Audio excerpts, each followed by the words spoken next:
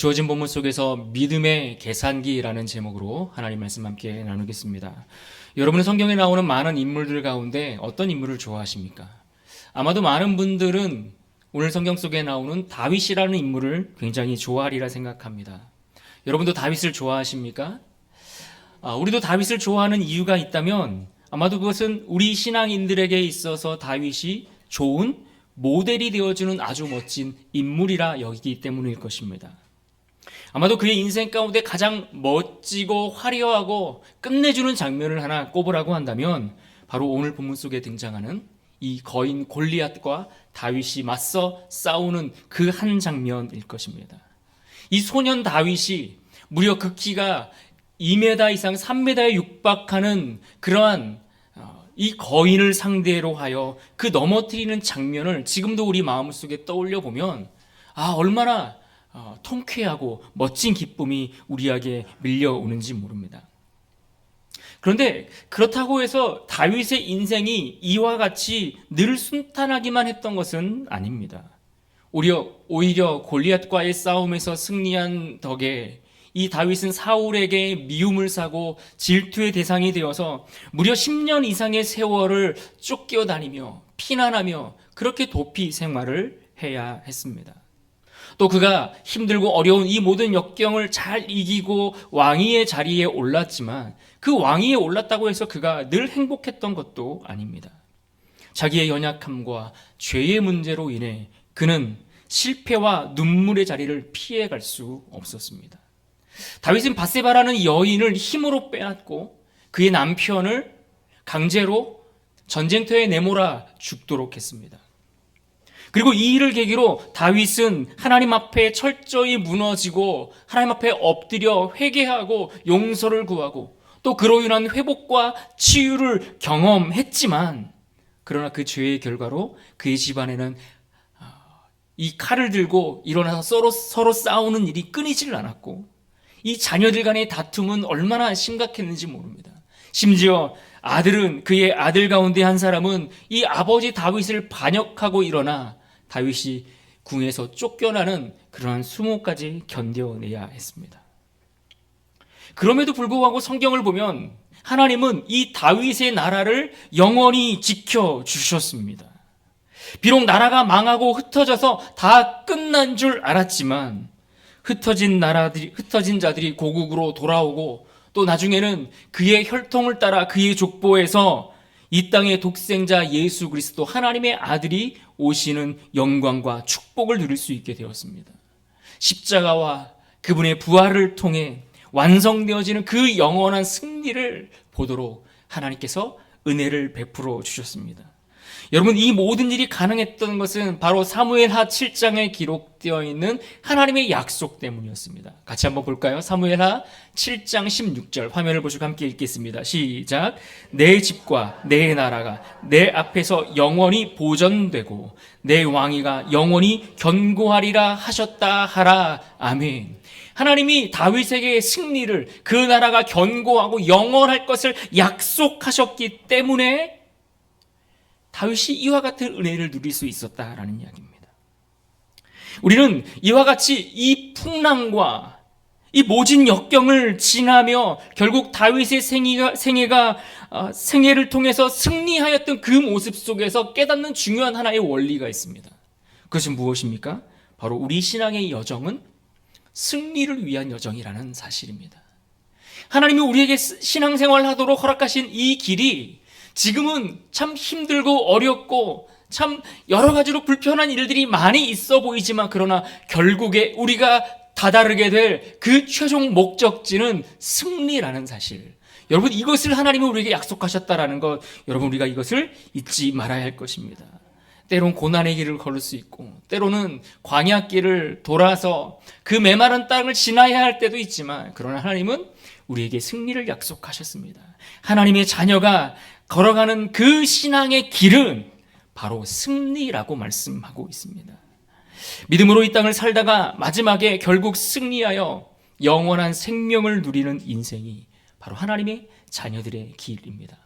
그래서 여러분, 사도 바울이 고린도전서 15장에 보면 부활에 관한 말씀을 들려주고 있는데 이 부활에 관한 말씀을 들려주면서 57절에서 이렇게 고백을 했습니다. 우리 주 예수 그리스도로 말미암아 우리에게 승리를 주시는 하나님께 감사한다. 무슨 말입니까? 부활에 대한 이야기를 쭉 들려주면서 부활이 곧 승리다라고 이야기하고 있는 것입니다. 우리 주님이 보여주셨던 그 부활, 우리도 또한 그와 같이 부활할 것을 믿고 살아가기에 결국 우리를 통해서 이루시는 그 부활로 우리는 승리하게 될 것이다. 이것을 약속해 주신 것입니다. 요한계시록 21장에도 보면 이 성경의 마지막 책에서 성경은 뭐라고 이야기하고 있습니까? 21장 7절 같이 한번 읽겠습니다. 시작. 이기는 자는 이것들을 상속으로 받으리라. 나는 그의 하나님이 되고 그는 내 아들이 되리라. 아멘. 요한계시록에 보면 예수님을 이기는 자라고 빗대어서 자주 그렇게 언급을 합니다. 그런데 이 이기는 자를 예수님으로만 이야기하는 것이 아니라 이 땅을 살아가는 우리와 같은 성도들을 향해서도 너희는 이기는 자다. 그 이기는 자가 하나님의 아들이 될 것이다. 그것을 유업으로 상속을 받으리라. 이렇게 말씀하고 있다라는 이야기입니다. 결국 하나님이 우리에게 허락하신 이 신앙과 믿음의 싸움, 그 길의 끝에는 하나님이 허락하신, 아니 이미 이루신 그 승리가 기다리고 있음을 우리는 기억해야 할 것입니다. 그러므로 우리 모두가 신앙의 낙오자로 살지 않고 이 땅을 살면서 신앙의 믿음의 실패자, 패배자로 사는 것이 아니라 하나님 안에서 참된 승리자로 서는 우리 모두가 될 수 있기를 주님의 이름으로 축원합니다. 아멘. 그런 의미에서 오늘 본문에 등장하는 이 다윗과 골리앗의 싸움은 우리가 이 땅에서의 신앙의 승리를 위한 아주 중요한 원리와 비결을 가르쳐 주고 있습니다. 물론 여기서 골리앗은 우리에게 다양한 모양으로 다가올 것입니다. 실제로 거인, 골리앗, 장수가 다가오는 것은 아니지만 그러나 각자의 삶 속에서 우리가 넘어뜨려야 하고 상대해야 할 골리앗은 다양한 모습으로 다가온다라는 이야기입니다. 누군가에게 이 골리앗은 돈일 수 있습니다. 돈이 없어도 행복하다라고 이야기하는 사람이 드문 시대를 살아가고 있습니다. 청년들의 취업 문제, 안정된 일자리, 그로 인해 어떤 주어지는 경제적인 보장과 같은 일들, 이런 것들은 사실 우리가 이 땅을 살면서 늘 우리의 발목을 잡고 이것들 때문에 괴로울 때도 있고 힘들 때도 있어서 넘어야 하고 쓰러뜨려야 할 우리의 골리앗일 수 있음을 여러분 기억하시길 바랍니다. 100세 시대를 살아가야 한다는데 돈 없이 그렇게 궁핍하게 노후를 보낸다고 생각하면 당연히 지금부터 우리 마음에 두려움이 찾아오고 우리를 움츠려 들게 하지 않겠습니까? 이뿐이겠습니까? 요즘 이혼을 주제로 위기에 처한 부부들의 내용들을 다루는 여러 TV 프로그램들을 보게 되면 거기에는 이 경제적인 문제뿐만 아니라 지나친 쾌락에 몰두하여 외도로 빠지는 경우, 또 술이나 도박, 과소비, 폭력, 다양한 주제들이 그 가정의 부부 사이를 힘들게 할 뿐만 아니라 그 자녀들에게까지도 영향을 미쳐서 가정을 위기로 내몰아가는 것들을 볼 수 있습니다. 무슨 말입니까? 그러니까 이 모양과 내용은 다를 수 있지만 우리 모두에게 우리가 맞서 상대해야 하고 반드시 싸워 넘어뜨려야 할 우리 신앙의 대적과 같은, 그래서 우리의 과거의 상처 안에 우리가 갇혀서 빠져나오지 못하도록 만드는 그러한 골리앗이 분명 존재한다라는 것을 말해주는 것입니다. 문제는 그런 골리앗이 존재하는데 그런 골리앗이 우리 앞에 다가오고 등장했을 때에 우리가 그 골리앗을 대하는 우리의 태도, 우리가 어떻게 반응할 것인가가 문제입니다. 이스라엘 백성들은 어떻게 반응했습니까? 이스라엘은 골리앗 앞에 하나같이 두려움으로 반응했습니다. 11절을 보시면 이렇게 말씀합니다. 사울과 온 이스라엘이 블레셋 사람의 이 말을 듣고 놀라 크게 두려워하니라. 또 24절도 보십시오. 24절 같이 읽을까요? 시작. 이스라엘 모든 사람이 그 사람을 보고 심히 두려워하여 그 앞에서 도망하며.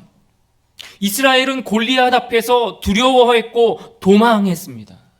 두려워서 어찌할 바를 몰라 아무 소리도 내지 못하고 심지어 도망하는 이들까지 있었다는 것입니다. 그런데 그 가운데 유일하게 다윗만큼은, 그 어린 소년 다윗만큼은 유일하게 이스라엘 백성들이 보여줬던 그 반응과는 전혀 다른 오히려 상반되는 반응을 보여주고 있습니다. 26절 같이 한번 읽어볼까요? 26절입니다. 시작. 다윗이 곁에 서 있는 사람들에게 말하여 이르되 이 블레셋 사람을 죽여 이스라엘의 치욕을 제거하는 사람에게는 어떠한 대우를 하겠느냐? 이 할례 받지 않은 블레셋 사람이 누구이기에 살아계시는 하나님의 군대를 모욕하겠느냐? 아멘. 여러분, 여기서 우리는 다윗의 이 모습 속에서 그에게 어떤 두려움의 그림자도 찾을 수가 없습니다. 사실 다윗은 전쟁에 나갈 수 있을 만큼 성장한 성인이나 그런 나이가 되지 않았습니다. 오늘 말씀에서 보면 그는 부모의 심부름이나 해야 했을 정도의 어린 나이였습니다. 실제로 이스라엘은 만 20세 이상이 된 남자들이 전쟁에 나가곤 했습니다. 그래서 그의 형들과 달리 그는 형들에게 먹을 것이나 전달해 주어야 하는 부모님의 심부름이나 해야 했을 만큼 매우 어린 나이였다라는 것입니다. 그래서 오늘 말씀에도 보면 그의 큰형 엘리압이 그에게 핀잔을 주지 않습니까? 야, 너 가서 양이나 치고 있을 것이지 그 양은 어디다 다 내팽겨쳐두고 여기 이 위험한 전장에 나왔냐라고 핀잔을 주고 있는 것입니다. 그만큼 그는 싸움에 나가기에 어린 나이였다라는 것입니다. 그런데 오늘 말씀에 보면 이스라엘의 왕이었던 사울 앞에 다윗이 서서 그에게 어떤 말을 합니까? 32절을 보십시오. 다윗이 사울에게 말하되 그로 말미암아 사람이 낙담하지 말 것이라. 주의 종이 가서 저 블레셋 사람과 싸우리이다 하니. 여러분 보십시오. 사울이 이스라엘의 왕으로 서 있습니다. 다윗이 왕이 아니에요. 그런데 그 어린 다윗이 이스라엘의 왕인 사울을 위로하고 격려하고 있는 겁니다. 저 골리앗 때문에 낙담하지 마십시오. 저 골리앗 때문에 더 이상 두려워하지도 말고 그 때문에 밤잠을 설치지도 마십시오. 나가 저 블레셋 사람과 싸우겠습니다. 라고 다윗이 오히려 사울 왕을 격려하고 위로하고 힘을 주고 있는 모습을 볼 수 있습니다. 놀랍지 않습니까? 놀랍지 않습니까? 여러분, 우리도 늘 두려움에 움츠리지 않고 우리가 이 땅을 살면서 누군가에게 위로가 되고 그를 격려하고 어떤 문제에 대해서 정말 대안이 되어주고 힘을 복돋아줄 수 있는 그런 인생이 돼야 하지 않겠습니까?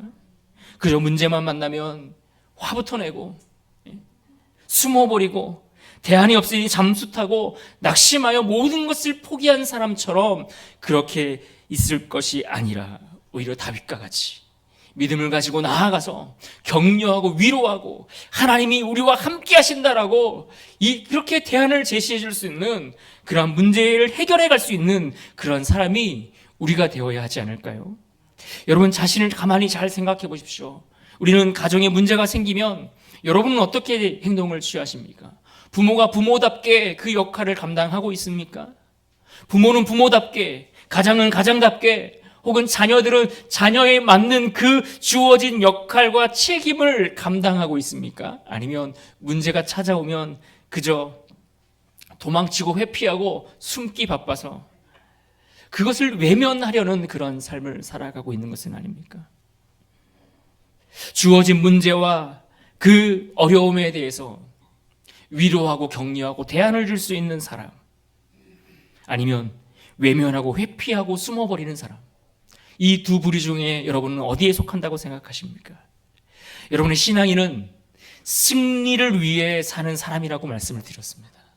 그 신앙의 길, 그 믿음의 길 끝에는 승리가 기다리고 있다라고 말씀드렸습니다. 그러니 여러분, 문제를 만나고 어려움을 만났을 때 숨지만 마시고 피하지만 마시고 믿음을 가지고 나아가 승리의 자리를 쟁취할 수 있는 그러한 믿음의 사람 될 수 있기를 간절히 바랍니다. 여러분, 그러면 과연 이 다윗과 같이, 이 어린 소년 다윗과 같이 그렇게 반응하고 그 싸움에 용기를 내어 나갈 수 있으려면 과연 어떻게 해야 가능한 일일까요? 똑똑하면 되는 문제입니까? 똑똑하면 하나님 앞에 더 많이 쓰임받을 수 있을까요? 여러분, 그렇지 않습니다. 사도 바울을 생각해 보십시오. 그는 누구보다 많이 배우고 많은 학문을 가졌고 똑똑하고 아주 명철한 사람이었습니다. 그러나 그가 다메섹 도상에서 예수 그리스도를 만나기 전까지 그는 열심을 내고 수고하였지만 그의 열심은 교회를 핍박하고 예수 그리스도를 믿는 하나님의 사람들을 죽이는 일에 쓰임 받았을 뿐입니다. 그러니까 똑똑한 것만 가지고서는 하나님 앞에 쓰임 받지 못한다라는 이야기입니다. 그러면 착한 성품을 가지면 될까요? 이 사람은 법 없이도 살 수 있을 것 같은 그런 착한 사람이라면 과연 하나님 앞에 쓰임 받을 수 있을까요? 여러분, 착한 사람도요, 착하기만 하지 얼마나 주어진 일에 대해서 무책임하고 그런 사람들이 많이 있습니까? 그러니까 우리에게 주어진 그 성품만으로도 되지 않는다라는 이야기를 하는 것입니다. 그러면 과연 다윗과 같이 그러한 반응, 그러한 삶을 살아가려면 무엇이 우리에게 필요할까요? 그 첫 번째는 골리앗과 같은 그 거대한 산과 장애물을 만났을 때 그를 넘어뜨리는 자는 한마디로 하나님의 기름 부음을 받은 자다라고 말씀드릴 수 있습니다. 어떤 자라고요? 성령의 기름 부음을 받은 자가 바로 다윗과 같은 반응을 할 수 있는 것입니다. 사무엘상 16장, 오늘 본문 바로 앞장인데요. 사무엘상 16장에 보시면 사무엘이 사울 왕을 대신하여 하나님 마음에 맞는 사람을 택하여 그에게 기름을 붓는 장면을 볼 수 있습니다. 하나님의 말씀을 따라 이새의 집에 가서 이 사무엘이 그의 아들들을 쭉 만나게 되는데 그 8명의 형제 가운데 가장 막내, 가장 어렸던, 어쩌면 가장 보잘것없어 보였던 이 막내 다윗이 사무엘에게 기름 부음을 받습니다. 그는 형들에게 늘 무시를 당했습니다. 늘 밖에서 양이나 쳐야 했고, 또 사무엘과 같은 그 위대한 선지자가 집에 왔는데도 그 자리에 함께 참여할 수 없을 정도로 부모에게도 형제들에게도 아무런 기대가 되지 않는 그런 인물이었습니다. 그런데 하나님이 그를 택하셨습니다. 하나님이 그를 택하셨는데 그의 중심을 보셨다라고 말씀하거든요. 그의 중심을 보고 그를 택하셔서 그에게 기름을 부어 주십니다. 기름을 붓자 그의 삶이 완전히 하나님께 붙들려 쓰임받는 인생으로 달라지는 것을 볼 수 있습니다. 사무엘상 16장 13절을 보십시오. 사무엘이 기름 뿔병을 가져다가 그의 형제 중에서 그에게 부었더니 이날 이후로 다윗이 여호와의 영에게 크게 감동되니라. 사무엘이 라마로 떠나서 라마로 가니라. 여러분, 우리가 무엇을 하든지 성령의 기름 부음을 받아야 쓰임받고 역사가 일어나는 것입니다. 그래야 승리하고 그래야 일어설 수 있는 것입니다. 그러므로 우리가 모든 일에 기름 부음을 받지 못한다면 우리의 모든 수고와 애씀이 아무것도 아닌 것이 되고 말 것입니다. 그러므로 여러분 구할 것은 무엇입니까? 바로 기름 부음을 구하셔야 됩니다. 우리 삶의 모든 영역에 성령의 기름이 부어지기를 기도하고 간구하고 그렇게 성령 충만해지기를 하나님 앞에 엎드려 구하셔야 합니다. 우리가 한참 단기 선교를 준비하고 있는데 단기 선교팀의 예를 들어 생각해 보십시오. 얼마나 열심히 준비합니까? 얼마나 수고하며 애쓰며 그렇게 준비하고 있습니까? 그런데 이 드라마도 찬양도 댄스도 말씀도 또 섬김의 날도 준비하고 있지만 우리의 열심과 수고와 그 애씀 가운데 성령의 기름 부으심이 없다면 어떨까요? 아마 이 선교를 마치고 나면 그저 수고하고 애쓰고 피곤하고 힘들었던 기억만 남게 될 것입니다. 그러나 우리의 수고에, 우리의 준비에, 우리의 그 과정 가운데 성령의 기름 부으심이 있으면 성령께서 그 일을 하시는 겁니다. 부족한 나를 통해서 내가 일하는 것이 아니라 나를 통하여 성령 하나님이 일하실 것입니다. 그래서 우리의 모든 수고를 통해 하나님이 영광 받으시는 것입니다. 이것을 위하여 기도했던 모든 사람들을 통해 하나님께서 기뻐하시는 일들이 발생하는 것입니다. 하나님이 주시는 기쁨으로 우리의 수고와 애씀이 아무것도 아닌 게 되고 그것이 감격과 즐거움이 남는 그러한 일들이 펼쳐지는 것입니다. 우리가 기도하는 것도 그렇지 않습니까? 기름 부음이 없으면 기도하는 그 자리만큼 힘든 자리가 없습니다. 우리가 기도할 때에도 기름 부으심이 있어야 그 기도의 자리를 통해 하나님의 마음을 알아갈 수 있는 겁니다. 예배를 준비하는 건 어떨까요? 찬양대, 찬양팀 열심히 준비하여 앞에서 찬양도 인도하고 찬양도 드리고 그런 모습을 보지만 여러분, 이것을 그저 재능만 가지고 하는 건 찬양이라고 이야기할 수 없습니다. 열심히 연습만 해서 드리는 건 여러분, 이것도 찬양이라고 이야기할 수 없습니다. 재능만 가지고 연습만 가지고 잘 준비된 연주 노래를 한다, 이것은 말 그대로 노래, 연주 음악이 되는 것입니다. 그러나 여기에 성령의 기름 부으심이 있고 하나님이 그 가운데 참여하는 이들의 한 사람 한 사람의 심령과 마음을 터치하고 만지실 때에 그들이 올려드리는 그 노래가 찬양이 되는 것입니다. 여러분, 그러므로 노래가 되지 않고 찬양이 되도록 우리의 삶에 기름 부으심을 여러분 구할 수 있기를 부탁드립니다. 그래야, 이 기름 부으심이 있어야 골리앗을 상대할 수 있습니다. 여러분, 이것이 교회 생활에만 적용됩니까? 아닙니다. 직장 생활도 마찬가지고 가정 생활도 마찬가지입니다. 여러분, 돈만 많이 벌면 됩니까? 아니요, 그것으로 되지 않습니다. 성령의 기름 부으심이 우리의 가정과 우리의 인생의 삶의 자리 가운데 부어지지 않으면 가정도 그냥 거추장스럽고 늘 짐처럼만 여겨주고 불편한 공간이 될 수밖에 없습니다. 일하는 것도 우리가 열심을 내면 낼수록 성령의 기름 부음 없이 일을 하면 그것은 점점 더 세상으로 끌려가는 일밖에 되지 않습니다. 그러다 결국 주님께 더 멀어지는 결과가 찾아올 수도 있는 것입니다. 그러므로 우리가 이 골리앗 같은 세상을 상대하려면 성령의 기름 부으심의 은혜를 구하여야 합니다. 하나님, 우리의 삶에 성령의 기름 부으심을 부으셔서 다윗과 같이 믿음으로 일어서게 하여 주옵소서. 이것을 구하고 누리는 모두가 될 수 있기를 바랍니다. 또 하나 우리가 생각할 것이 있습니다. 그것은 바로 이 다윗이 골리앗을 상대하여 담대하고 또 승리를 얻을 수 있었던 비결은 한마디로 믿음이었습니다. 그에게 믿음이 있었습니다. 무엇이 있었다고요? 믿음이 있었습니다. 그렇습니다, 여러분. 믿음으로 문제를 바라보는 겁니다. 문제를 믿음으로 바라봐야 한다는 것입니다. 믿음으로 바라보지 못하면 문제는 늘 우리에게 염려로 남을 뿐입니다. 이스라엘 보십시오. 믿음이 없으니까 염려하는 겁니다. 두려워하는 겁니다. 염려가 우리에게 심어주는 마음이 두려움 아니겠습니까? 마태복음 13장에 보시면 씨 뿌리는 비유에서 세상의 염려가 말씀의 결실을 맺지 못하도록 가로막는다라고 그렇게 설명하고 있습니다. 그러니까 말씀이 결실을 맺는 건 믿음으로 행동하는 순종인데 이것을 염려가 가로막고 있다는 거예요. 그래서 염려는요, 믿음의 반대인 겁니다. 믿음의 반대가 염려인 것입니다. 그러니 염려가 많으면 어떨까요? 이 일을 감당해야 되는데 자꾸 계산만 하고 있는 거예요. 자꾸 계산만 하죠. 오늘 말씀해 보시면 사울이 나가서 골리앗과 싸워 그를 죽이면 어마어마한 혜택을 주겠다라고 했습니다. 25절을 보십시오. 같이 한번 읽겠습니다. 25절입니다. 시작. 이스라엘 사람들이 이르되 너희가 이 올라온 사람을 보았느냐? 참으로 이스라엘을 모욕하려 왔도다. 그를 죽이는 사람은 왕이 많은 재물로 부하게 하고 그의 딸을 그에게 주고 그 아버지의 집을 이스라엘 중에서 세금을 면제하게 하시리라. 보십시오. 사울이 무엇을 제안했습니까? 많은 재물도 주고 그의 딸도 주겠대요. 심지어 세금까지 면제해 주겠다라고 많은 혜택을 제시하고 있는데, 그런데 어떻습니까? 아무리 계산해봐도 이 조건을 가지고서 이 혜택을 다 누려봐도 뭔가 내가 손해를 보는 것 같은 그런 계산이 나오는 것입니다. 그러니까 아무도 이 혜택을 듣고 움직이지 않는 겁니다. 열심히 계산하느라 바쁠 뿐입니다. 그러니까 믿음으로 살아가야 되는데 늘 내 계산기로 두들기기 바쁘다라는 겁니다. 믿음이 없으니까 계산만 하고 있는 것입니다. 교회에서 봉사 좀 하십시오 하면 기도하는 것이 아니라 과연 이것이 나에게 어떨지 내 계산기를 두드려 보는 겁니다.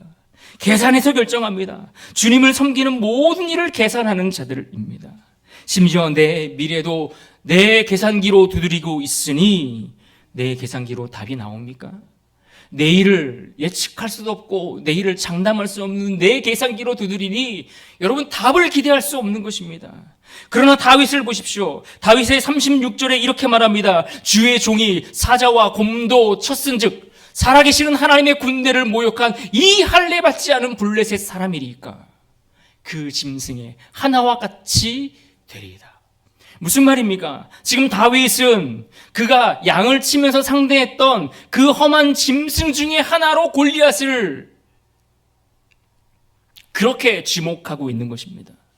믿음이 있으니까 아무것도 아니라는 겁니다. 믿음의 계산기로 들여보니까 이 문제는 피한다고 될 일이 아니라 직면하여 싸우면 된다는 답이 나온 것입니다. 피하지 않고 두려워하지 않고 직면하여 싸우겠다는 겁니다. 내 계산기로 두드려보면 상대가 안 되는 것입니다. 그 큰 거인, 날 때부터 태어날 때부터 용사였던 골리앗과 어린 소년 다윗이 게임이 되지를 않는 겁니다. 그러나 하나님의 계산기로, 믿음의 계산기로 두드려보면 견적이 딱 나오는 겁니다. 왜요? 그가 현장에서 경험해 봤거든요. 험한 그 짐승들이, 살아온 짐승들이 양떼를 물어가고 자기를 괴롭히고 그 위험 가운데 몰아갈 때에 하나님이 그를 지키시고 보호하셨던 것을 경험했거든요. 그러면 그 짐승들 가운데서도 지켜주신 하나님이라면, 저 하나님의 백성들을 모욕하는 블레셋 사람이라면 그는 이 짐승만도 못한 그런 존재에 불과하다라는 견적이 딱 나오는 겁니다.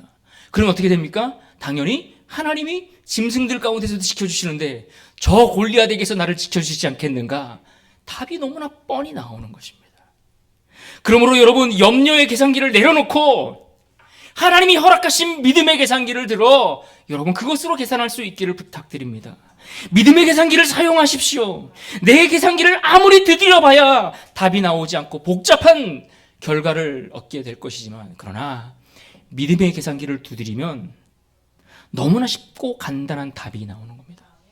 17장의 내용을 보십시오. 17장 전체가 골리앗에 대한 이야기인데 골리앗이 40일 동안 막 떠들거든요. 막 욕하고 멸시하고 무시하고 업신여기고 40일 동안 떠들었는데 그 40일 동안 떠들었던 골리앗이 어떻게 죽습니까? 단 2절에 끝납니다. 여러분, 그 긴 말씀 속에서 골리앗이 싸움에 딱 시작해서 죽기까지 딱 2절이면 끝나는 겁니다. 여러분, 믿음의 계산기로 두드리면 골리앗은 2절이면 끝나는 겁니다. 명확하게 분명하게 그 답이 우리에게 주어지는 것입니다. 믿음의 공식이 들어가야 명확하게 정리됩니다. 사랑하는 여러분, 우리를 대적하는 골리앗과의 싸움을 준비하시길 바랍니다. 언제 어디서 출현할지 모르는 대적을 대비하셔야 합니다. 그러려면 우리의 예배와 기도와 믿음 생활과 또 우리의 직장 생활과 우리의 가정에 성령 하나님의 기름 부으심을 구하셔야 합니다. 이 기름 부으심을 위해 엎드려 기도하고 간구하십시오. 성령 하나님께서 오셔서 우리를 붙들어 주시기를, 우리의 가정과 학교와 일터와 단기 선교팀의 사역과 그 모든 우리의 삶에 성령 하나님의 기름 부으심을 구하십시오. 성령으로 충만하십시오. 그리고 우리에게 승리를 약속하신 그 하나님을 믿는 믿음의 계산기를 들고 그 견적을 확실하게 가지고 여러분 나아가십시오. 내 계산기가 아닌 하나님의 계산기로, 믿음의 계산기로 명확한 답을 가지고 전진할 때에 비로소 하나님이 우리에게 약속하신 그 승리를 우리가 맛보며 누리며 살아갈 것입니다. 우리가 힘들고 어려운 때를 지내고 있지만 이 순간도 하나님이 약속하신 그 승리를 기억하며 믿음으로 오늘도 한 걸음 앞으로 나아가는 하나님의 모든 백성 될 수 있기를 주님의 이름으로 축원합니다. 아멘. 같이 기도하겠습니다.